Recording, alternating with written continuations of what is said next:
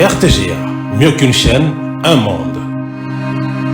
RTGA, mieux qu'une chaîne, un monde. Le journal.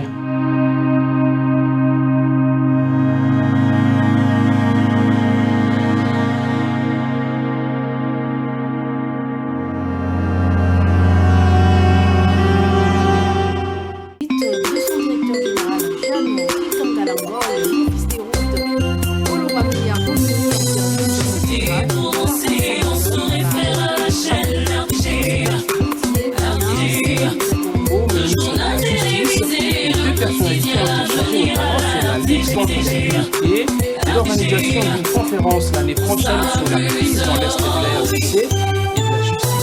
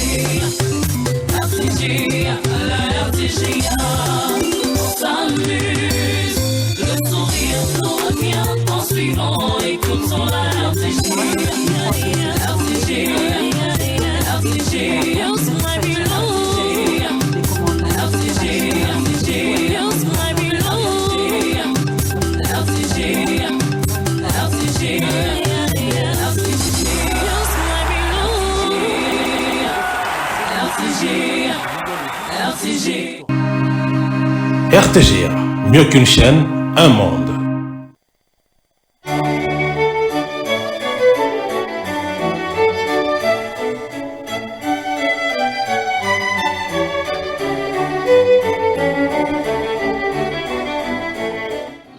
Ce journal vous est offert par Tango Protection. Illico Cash, ma banque mobile.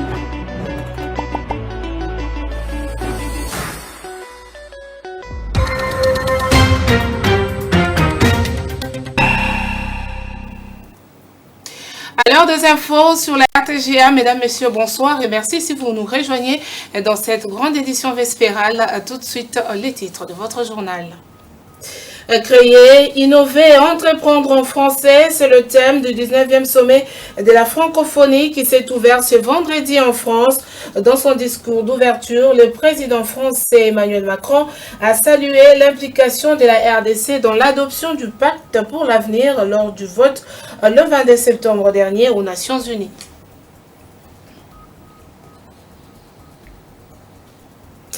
La campagne de vaccination contre le Mpox en RDC sera lancée ce samedi 5 octobre à Goma au Nord Kivu.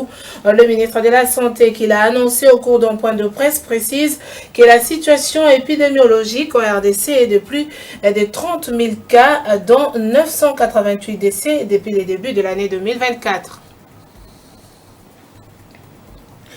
En sport, le coup d'envoi du championnat national Illico Cash Ligue 1 a été donné ce vendredi à Kinshasa en match d'ouverture du groupe B. L'OC Renaissance du Congo a battu la Sékouya Sport sur la note de 3-1. Voilà tout pour le sommaire.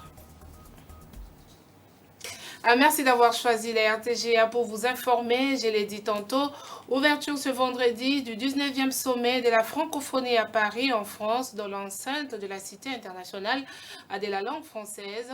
Créer, innover et entreprendre en français, c'est le thème développé au cours de ces assises. Plusieurs dizaines de chefs d'État et de gouvernement y prennent part pour débattre des enjeux politiques, économiques, numériques et culturels autour de la francophonie. Emmanuel Macron, président français, a au cours de son discours d'ouverture salué l'implication de la RDC dans l'adoption du pacte pour l'avenir lors du vote le 22 septembre dernier aux Nations Unies et a appelé à la promotion de la langue française partout dans le monde. Suivez. Je me réjouis du développement porté par nos partenaires d'une collection d'œuvres littéraires de référence de la francophonie qui seront rendues disponibles en plusieurs langues, la collection Fenêtres. Pour commencer, elle contiendra des ouvrages francophones traduits en arabe, distribués sous format papier à 2 $, et via des canaux de presse, afin de permettre à tous d'accéder aux idées, aux imaginaires et aux valeurs véhiculées par les œuvres francophones. C'est, je le crois, une avancée là aussi importante, de la même manière qu'en 2018, à l'Académie française, nous avions lancé ce programme de soutien à nos interprètes et à nos traducteurs. Cette langue, notre langue, est plus qu'un outil, elle est un univers. Elle est un espace d'opportunité pour créer, offert à ceux qui l'écrivent, le chantent, le labourent comme terrain d'expression artistique. Mais notre langue est aussi une langue pour entreprendre, pour commercer. D'abord parce qu'elle est un formidable truchement. Prenez le continent africain, prenez l'Océanie. Le français est par excellence la langue de passage. Elle est celle qui permet de basculer entre toutes les langues régionales ou locales, celle qui permet parfois d'unifier l'univers commercial d'un pays ou de toute une sous-région. Et à cet égard, elle est un formidable levier d'opportunité. Je le dis pour tous nos jeunes, tous ceux qui s'orientent vers le commerce, ne pensez pas qu'anglais. Pensez français pour, à travers l'océan Indien, commercer et réunifier celui-ci. Le renforcement de la coopération entre la République démocratique du Congo et la Turquie dans le cadre de la diplomatie parlementaire était au centre des échanges entre le président du Sénat, Jean-Michel Samaloukonde Kyenge, et l'ambassadeur de ce pays à Kinshasa. Le diplomate turc a affirmé être également porteur d'un message de félicitations et d'encouragement du président de la Grande Assemblée nationale turque à son homologue congolais. Suivez. Le Sénat, ça fait partie du temple de la démocratie congolaise et à l'ère moderne, bien évidemment, la diplomatie parlementaire est un volet très très important. Comme je le dis toujours, parce que les parlements sont la voix des peuples et c'est où les peuples réfléchissent, prennent des décisions et c'est pour cela nous avons affirmé encore une fois avec l'honorable président le besoin d'approfondir ce volet. J'ai exprimé notre disponibilité d'explorer toutes les avenues de coopération avec le Parlement turc dans ce cadre. Et bien évidemment, en saisissant l'occasion, comme je viens de dire, on a abordé aussi presque tous les dossiers relatifs à la RDC, mais aussi aux relations bilatérales. Et je rentre avec un sentiment de, grand plaisir, grand honneur et de réconfort, parce que, sachant que l'honorable président Samaloukonde va continuer à contribuer à la direction de ce beau pays en faisant partie de la haute hiérarchie, nous aidera aussi dans nos efforts en tant que diplomate pour promouvoir notre pays ici et pour accroître notre coopération entre les deux pays. Évaluer la situation humanitaire en République démocratique du Congo, c'est la mission confiée à la délégation de l'Union africaine, conduite par l'ambassadeur de la Côte d'Ivoire en Éthiopie et représentant auprès de l'Union africaine, son Excellence Enyo Maes à Kinshasa. Elle a été reçue par la vice-ministre aux Affaires étrangères, Gracia Yamba Kazadi, à détail dans ce reportage de André Ikoma. Des échanges fructueux qui ont mis en lumière les contours de la situation difficile que traverse l'Est de la RDC. L'émissaire de l'Union africaine a tenu à transmettre le message de compassion et de solidarité de l'Union africaine à l'ensemble de la population congolaise par les truchements de ses autorités nationales avec en tête le président de la République, Félix Antoine Tshisekedi Tshilombo, tout en saluant les efforts que ces dernières conjuguent pour mettre fin à cette guerre injuste. Donc, je conduis une délégation de l'Union africaine. C'est dans le cadre d'une mission d'évaluation humanitaire par rapport à la difficile situation humanitaire que connaît, n'est-ce pas, la République démocratique du Congo. Donc, notre mission, c'était d'apporter, n'est-ce pas, un message de compassion et un message de solidarité de l'Union africaine aux autorités congolaise, avec à leur tête le président Tshisekedi.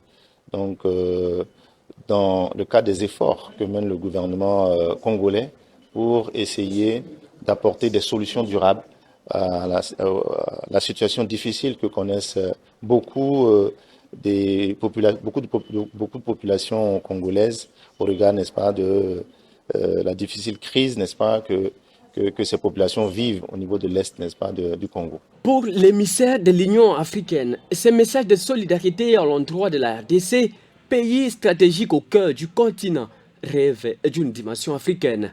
Rappelons que la RDC assumera la présidence de l'Union africaine au mois de novembre prochain. Il est impérieux de mettre ses mandats à profit pour trouver des solutions pérennes au conflit dans l'Est de la RDC. Un naufrage sur le lac Kivu, on en parle encore. Les forces vives du Nord Kivu qui déplorent le non-respect des mesures édictées par le chef de l'État pour les embarcations, notamment le port des gilets de sauvetage. On parle également du mauvais état de route qui serait à la base de ces drames. Elles en appellent à des enquêtes sérieuses pour établir les responsabilités et que les familles des victimes et les rescapés soient indemnisées. Suivez-les. Un constat amer, c'est que tout en félicitant les services maritimes de la République démocratique du Congo, mais nous pensons qu'il y a beaucoup de lacunes, effectivement, parce que on pense que les gens n'avaient pas des bouées de sauvetage, les gens n'avaient pas effectivement des gilets, et pourtant le président de la République à un temps donné avait fait ce chemin, tout en précisant que exactement tout devait être respecté pour que les gens puissent avoir des gilets de sauvetage obligatoirement. Donc il y a des lois, mais qui apparemment ne sont pas appliquées, et on a des morts par rapport à la non-application des lois. Je pense que gouverner, c'est prévoir. On ne peut pas édicter de lois et puis s'asseoir et penser que ces lois vont s'appliquer seules. On a un problème structurel maritime. Elle est là qu'il y a beaucoup d'opérations, il y a beaucoup de navettes pour l'instant, tout le monde le sait, et que la qualité des bateaux est en train de s'améliorer. Mais ben, écoutez, le nombre de gens devait être déjà précis. Mais pour l'instant, je pense que personne ne peut préciser combien de gens étaient dans le bateau. Donc voilà déjà un petit signe qui prouve à suffisance qu'il faut qu'il y ait des sanctions au haut niveau. Si on ne comprend pas pourquoi les mesures, par exemple, des ports de gilets n'avaient pas été respectées, mais ça ramène aussi la question sur la problématique de la route Bukavu-Goma, qui est en état de délabrement très avancé et qui oblige des milliers de riverains d'emprunter les lacs pour partir de Minova pour aller dans d'autres villages environnants. Si les dirigeants avaient instruit au niveau de la base que les personnes ne pourraient pas embarquer dans une embarcation pareille, sans pour autant avoir des gilets, ça serait une solution. C'est pourquoi nous sommes en train d'exiger qu'il y ait des enquêtes sérieuses pour établir des responsabilités et que des personnes répondent d'aider. Nous pensons qu'il est temps de réfléchir sur la question de la paix à l'est de notre pays, dans cette région qui cause toujours du tort. Aussi, nous sommes en train de penser qu'il serait important qu'on réfléchisse à l'urgence de la réversion de la route Bukavu-Goma pour faciliter les gens de faire passer leurs marchandises. Changeons de chapitre pour parler du collectif des conseillers communaux qui ne lâche pas. Il attaque cette fois-ci le président de la CENI, Denis Kadima, en justice et donne 48 heures au gouvernement de trouver des solutions idoines, faute de quoi les actions des grandes envergures seront lancées afin de paralyser les institutions communales et empêcher l'accès au bureau à tous les bourgmestres. Suivez. Les conseillers communaux de la RDC ont suivi avec attention particulière l'évolution électorale dans notre pays et décident ce qui suit. 1. La publication du calendrier pour les élections au suffrage direct dans les territoires de Massi-Manimba et Yakoma, sans le calendrier pour les élections des bourgmestres des communes, est une machination politique tendant à imposer au pouvoir les bourgmestres sans aucune légitimité. Les élections de Yakoma et Massi-Manimba ne constituent pas une urgence électorale, du fait que toutes les assemblées provinciales fonctionnent correctement. Le Sénat et l'Assemblée nationale fonctionnent correctement, sans aucun problème. L'urgence devrait être les élections des bourgmestres car les communes de la RDC ne fonctionnent pas conformément à la loi sur les ETD par manque de légitimité des organes exécutifs communaux. Par cet acte de non-publication du calendrier des élections des bourgmestres, le président de la CENI a donc politisé cette institution d'appui à la démocratie, violant ainsi intentionnellement l'article 204 de la loi électorale. Par conséquent, le collectif de conseillers communaux a décidé de traduire en justice M. Denis Kadima, président de la CENI, pour son rôle joué dans la déstabilisation politique des organes communaux. Rendons-nous au Kasaï central où les jeunes réunis au sein du Conseil provincial de la jeunesse plaident pour que le centre de ressources pour jeunes soit équipé. Un plaidoyer fait ce vendredi auprès du ministre provincial du genre ayant l'entrepreneuriat dans son secteur. Selon Peter Bakandoa, président du Conseil provincial de la jeunesse, les efforts seront conjugués à tous les niveaux pour que la question de la jeunesse soit une priorité auprès des décideurs. Aujourd'hui, nous sommes au ministère déjà famille et enfants. Également, c'est son Excellence Madame la Ministre qui a également l'entrepreneuriat. Nous nous sommes dit qu'on ne peut pas avancer si l'entrepreneuriat n'est pas activé, motivé et s'il n'y a pas l'engagement de tout le monde.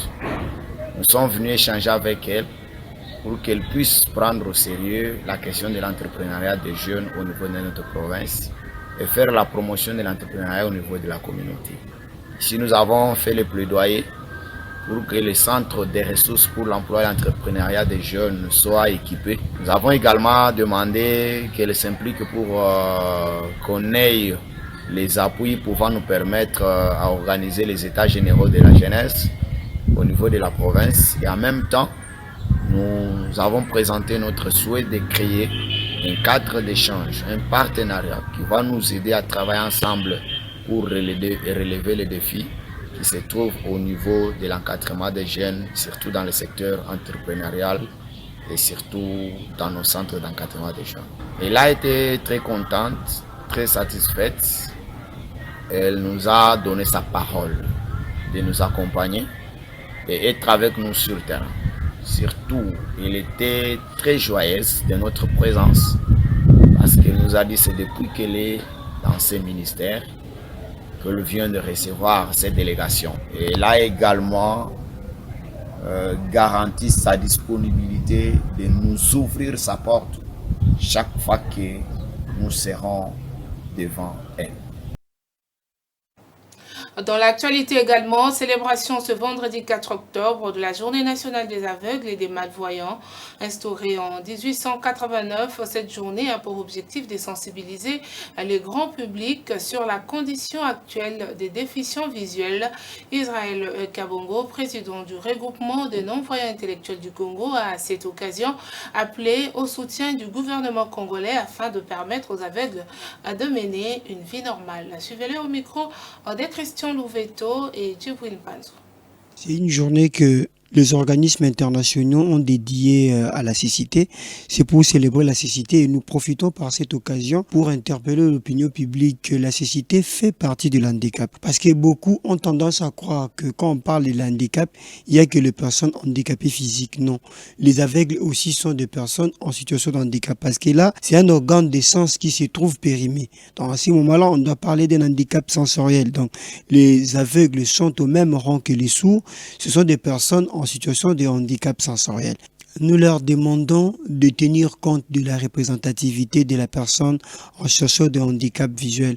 Quand on parle de la représentativité de la personne sans handicap en général, ils doivent penser à cette catégorie de handicap longtemps négligée. Le fait de perdre de la vue et que la personne devient totalement inutile. Non, la personne sans handicap visuel paie encore beaucoup de choses. Aujourd'hui, ils font l'université. Aujourd'hui, ils ont la possibilité d'utiliser l'outil informatique dont la technologie a presque tout prévu dans ce sens-là pour essayer un peu de remédier à cet handicap.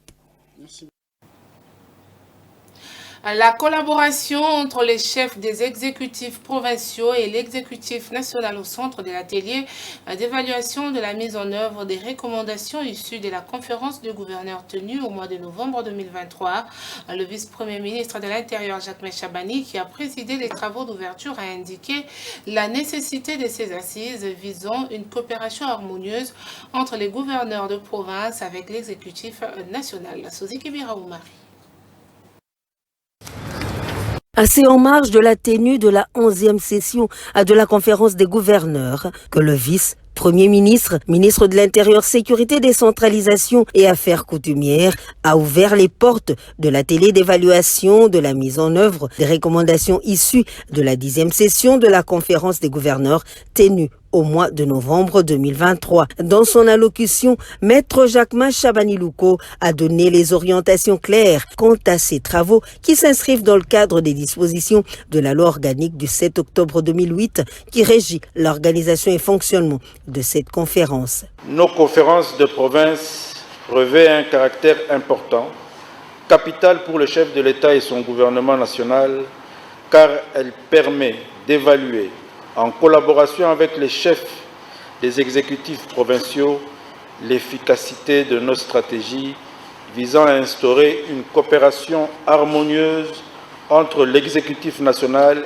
et les provinces. La conférence des gouverneurs de province a pour mission constitutionnelle et légale de formuler des avis et de proposer des recommandations en matière de politique et de législation au niveau national. Ce rôle contribue non seulement à la consolidation de l'unité nationale, mais aussi à établir une harmonie essentielle entre le gouvernement central et les provinces. Pendant 2 jours, les experts vont évaluer la collaboration entre les chefs des exécutifs provinciaux pour l'efficacité des stratégies qui visent à instaurer la coopération harmonieuse avec l'exécutif national. Pour rappel, la création de ce cadre a pour rôle de garantir une compréhension des politiques publiques d'ensemble, tant au niveau national que provincial, en tenant compte des réalités spécifiques de chacune des provinces. Sachez que le directeur général de l'Office congolais de contrôle, le Dr Etienne Chimanga, a procédé ce vendredi 4 octobre au lancement de la planification annuelle 2025 de l'OCC qui a pour objectif d'évaluer la situation de chaque département de cette institution publique.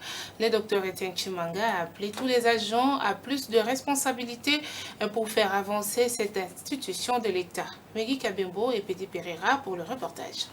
Lancement ce vendredi 4 octobre 2024 du plan d'action opérationnel 2025 par le directeur général de l'Office congolais de contrôle. Pour le docteur Etienne Chimanga, cette démarche a pour objectif d'évaluer la situation de chaque département de cette institution publique. Le numéro 1 de l'ECC appelle le responsable de chaque département à plus de responsabilités pour faire avancer cet établissement public et avoir un rapport fiable pour les plans d'action 2025. Nous allons nous réunir au jour d'aujourd'hui pour lancer les activités de planification annuelle 2025. La réunion d'aujourd'hui, c'est pour que nous puissions faire des échanges. Les échanges suite aux analyses des forces, faiblesses, opportunités et menaces, comme nous l'avions analysé lors de l'évaluation au mois de juillet. L'analyse a fait état que lorsque l'équipe qui était chargée de travailler avec les entités, tant nationales que les entités provinciales, on a eu certaines difficultés. La difficulté consistait à pouvoir relier le plan d'action et le budget. Ainsi, un canevas du travail et les projets élaborés ont été présentés aux agents de l'OCC pour l'amélioration de la qualité du travail de chaque département, en commençant par le contexte général de l'Office congolais de contrôle et suivi des autres départements tels que celui de l'amélioration des conditions des travailleurs et celui des finances. Remise reprise ce vendredi 4 octobre à la Direction générale de recette de Kinshasa DGRK entre le nouveau directeur général Edi Bitalo et le directeur général intérimaire sortant Rudy Kakala. Dans sa première prise de parole, le nouveau DG de la DGRK a sollicité l'accompagnement de tous pour relever la pente de cette régie financière de la capitale. Il a promis la mise en place dans le prochain jour d'un plan d'urgence de redressement de la DGRK. Reportage.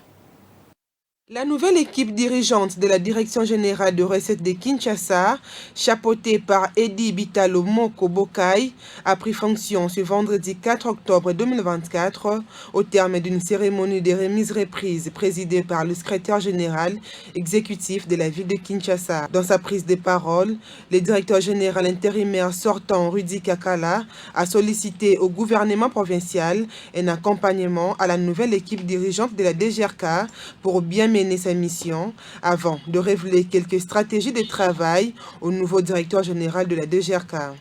Monsieur le DG Bitalo, vous prenez une régie, un service provincial de la ville de Kinshasa qui est dans un état, je ne dirais pas chaotique, mais l'état est critique. Donc il faudrait mettre en place un plan de redressement, mais aussi des relances. Donc une gestion d'urgence, c'est ce que nous on a pu faire dans une semaine, ce n'était pas facile et la DGRK est frappée par plusieurs mots. Pour sa part, Edi Bitalo, ancien directeur provincial de la DGRAD, a remercié le gouverneur Daniel Bumba pour les choix portés en sa personne. Cet expert en fiscalité sollicite en outre l'accompagnement de tous pour relever la pente de cette régie financière de la capitale Kinshasa. Rendre hommage au Dieu créateur qui est maître de temps et de circonstances, qui a prévu à l'avance ce jour. Je voudrais également remercier particulièrement son Excellence Monsieur le Gouverneur, qui a placé sa confiance en ma modeste personne. Ce que je peux faire, c'est juste solliciter votre accompagnement, solliciter votre collaboration pour que nous puissions travailler dans l'intérêt de tout le monde.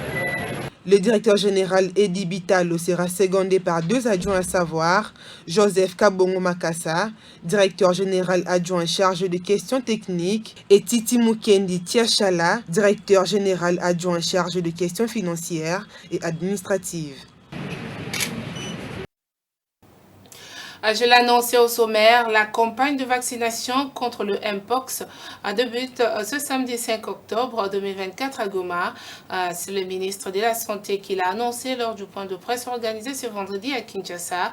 L'objectif est de vacciner 2,5 millions de personnes sur toute l'étendue du territoire national, étant donné que la RDC a enregistré plus de 30 000 cas confirmés, dont 988 décès. Reportage.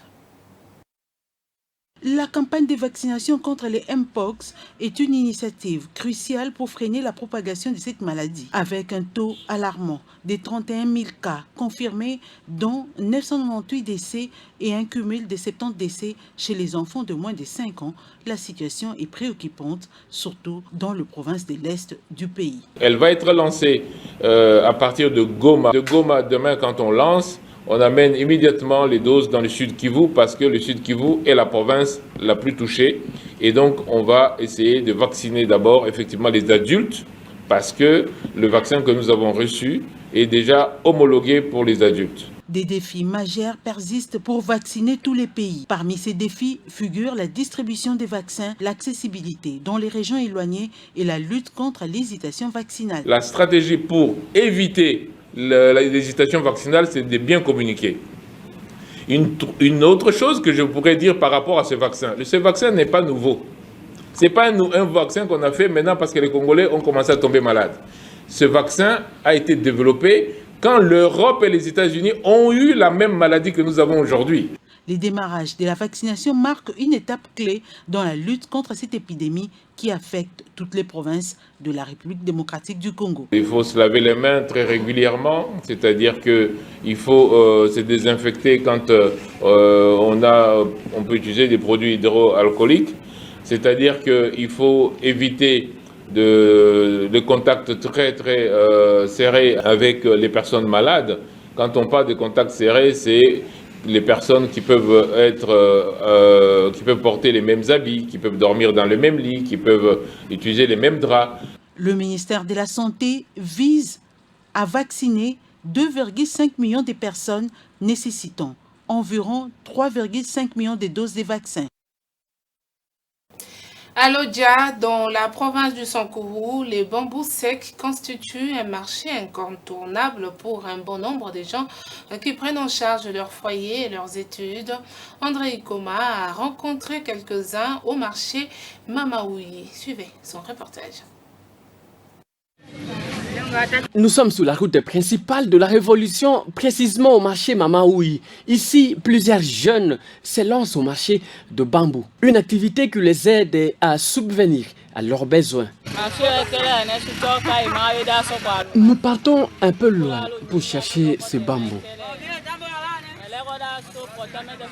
Beaucoup. Cette activité nous aide à beaucoup de choses. Nous payons nos études, les habits et d'autres choses. Tout en minimisant le risque et les difficultés auxquelles ils y font face, ces jeunes invitent leurs amis à emboîter leur repas. Nous invitons les autres jeunes qui ne font rien et qui ne jouent qu'aux cartes et aux dames à emboîter nos pas. Le marché de bambou est d'une importance capitale à Lodja. Ils sont utilisés pour plusieurs besoins, notamment construction des installations sanitaires, clôture de parcelles, plafond de maisons et bien d'autres choses. En sport, début des hostilités de Illico Cash Ligue 1. Le championnat national s'est ouvert ce vendredi 4 octobre 2024 à Kinshasa. Le match d'ouverture a opposé l'OC Renaissance à la Sekouya au stade de Martyr. À la fin du temps réglementaire, l'OC Renaissance s'est imposé sur un score de 3-1. Dans l'entretemps, les amoureux du football qui saluent le partenariat avec Illico Cash s'interrogent sur la manière de se procurer les billets pour vivre toutes ces rencontres. Jado Mwanda, le responsable des événements à Illico Cash, précise qu'il y a 24 points de vente des billets disséminés à travers la ville de Kinshasa. Suivez-les. Nous n'avons que 24 points de vente. Premièrement, dans la commune de Kassavubu, c'est à côté de l'agence Robank. Dans la commune de Bandalungwa, vous allez vous retrouver côté Bichilix. Il y a nos agents bancaires qui sont là, non loin de l'hôtel MP. Donc, dans la commune de Ngiringiri, Sayo, sur l'avenue Victoire, à côté de Maman Poto. Dans la commune de Kalamou, c'est en diagonale de la salle de fête La Grâce, sur l'avenue Victoire, dans la commune de La Gombe, derrière la Grande Poste. Et dans la commune de Kinshasa, c'est entre Zikida et avenue Kassavubu. Dans la commune de Kinshasa encore, vous allez vous retrouver avec un autre agent bancaire qui est en diagonale du camp Lufungula. Et dans la commune de Barumbu, arrêt Phoenix, en face de Tembe. Dans la commune de Limete, vous allez vous retrouver vers le clinique Bondeko. Dans la commune de Ngaba, c'est en face de l'agence Robank. Dans la commune de Lemba, c'est derrière la station KML. Dans la commune de Lemba, vous allez aussi vous retrouver en face de Newlis Ngaba. Par contre, dans la commune de Selembaou, à Cité Verte, vous allez vous retrouver à côté de l'agence Robank. Dans la commune de Ngaliema, c'est en face de l'agence Robank Upen. Dans la commune de Ngaliema aussi, vous allez encore une fois de plus vous retrouver vers l'arrêt Esprit de Vie. Et dans la commune de la Gombe, c'est en face des Kinmart, boulevard du 30 juin. Kintambo, vous allez vous retrouver en face de Camp Babylone. Il y a aussi des agents bancaires qui sont là. Dans la commune de Ngaliema, Kintsuka, Kinmarché en diagonale. Dans la commune de Kintambo, vers le station Ma Campagne, en face de Money Shop. Dans la commune de Njili, c'est vers l'entrée Kimbuta. sur Mur Révérend Kim, commune de Matete, c'est en face de l'agence Robank Matete. Commune de Matete, vous allez encore vous retrouver en face de Parquet Matete. Là aussi, il y a des agents bancaires. Dans la commune de Lumete, Salongo, référence des bonhommes, il y a aussi des agents bancaires qui sont là pour vous vendre le billet du championnat de la Lina Foot par Illico Cash. Comme d'habitude, nous avons commencé avec notre procédure achat billet bracelet, où il faut scanner le billet. À partir de là, vous allez placer votre argent pour que l'argent se verse dans le compte marchand de la Lina Foot pour la sécurité et traçabilité de cet argent. Un communiqué dans ce journal avant de nous séparer. La Banque centrale du Congo informe le public qu'en application des dispositions des articles 58 et 59 de l'instruction administrative numéro 006, modification numéro 2 du 26 juillet 2023 portant réglementation de l'activité de messagerie financière, elle procède ce jour au retrait d'agrément de la messagerie financière Lumbei Fils et Sarel, dont le siège social était situé dans la ville de Kinshasa, au numéro 75, avenue Kodia, quartier Kayolo, dans la commune de Kimbonseke. Cette décision entraîne la radiation de la dite institution de la liste de messageries financières agréées opérant en République démocratique du Congo. En conséquence, l'autorité des régulations et de contrôle invite le public pour sa sécurité et dans les opérations de transfert de fonds à ne plus s'adresser à cette messagerie financière désormais dissoute. Les autorités judiciaires, la direction de la surveillance des intermédiaires financiers ainsi que les directions provinciales et agences autonomes de la Banque centrale du Congo sont chargées du suivi de l'application de cette décision faite à Kinshasa le 12 septembre 2024. Dieudonné Fikiri Alimasi, premier vice-gouverneur. À ce journal est terminé, place au rappel de principaux titres. Créer, innover et entreprendre en français, c'est le thème du 19e sommet de la francophonie qui s'est ouvert ce vendredi en France. Dans son discours d'ouverture, le président français a salué l'implication de la RDC dans l'adoption du pacte pour l'avenir lors du vote le 22 septembre dernier aux Nations Unies.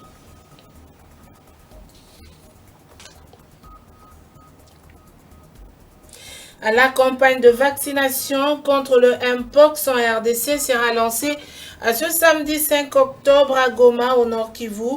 Le ministre de la Santé, qui l'a annoncé au cours d'un point de presse, précise que la situation épidémiologique en RDC est de plus de 30 000 cas, dont 988 décès depuis le début de l'année 2024. En sport, le coup d'envoi du championnat national Illico Cash Ligue 1 a été donné ce vendredi à Kinshasa en match d'ouverture du groupe B. On s'est Renaissance du Congo a battu la Sekouya Sport sur la note de 3-1.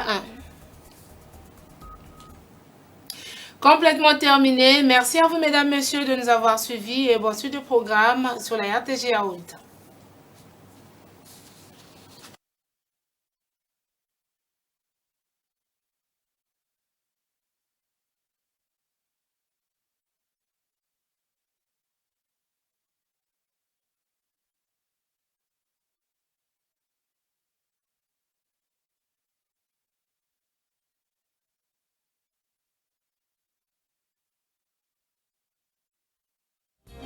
Ce journal vous a été offert par Tango Protection.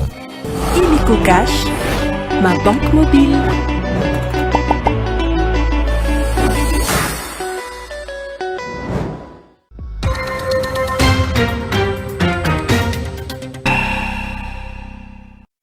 Un monde.